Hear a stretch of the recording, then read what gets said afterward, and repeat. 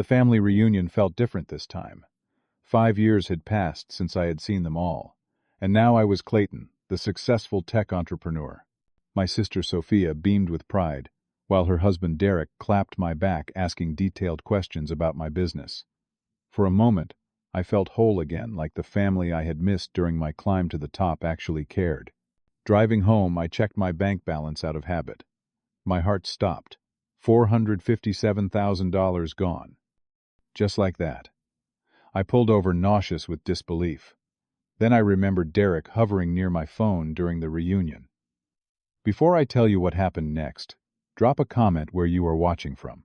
Hit that like and subscribe if you have ever trusted someone who betrayed you. Trust me, you will want to see how I turned the tables on them. I was not always Clayton, the tech mogul. Growing up, I was just Clayton, the kid with second-hand clothes and big dreams.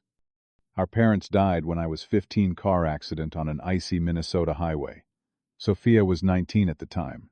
Our grandmother took us in her strict rules and constant disappointment, becoming the soundtrack of my teenage years.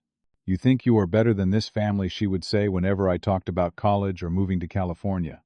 Despite her predictions of my failure, I left for college on a partial scholarship, working 3 jobs to cover the rest.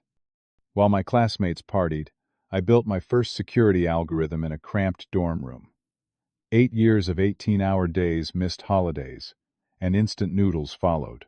When I finally sold my security startup last year for $11 million, I thought I had proven my worth. The family reunion was my attempt at reconnection. Sophia had been sending holiday cards with pictures of her kids, 8-year-old Aiden and 6-year-old Emma. I barely knew them. The guilt of missing their childhoods pushed me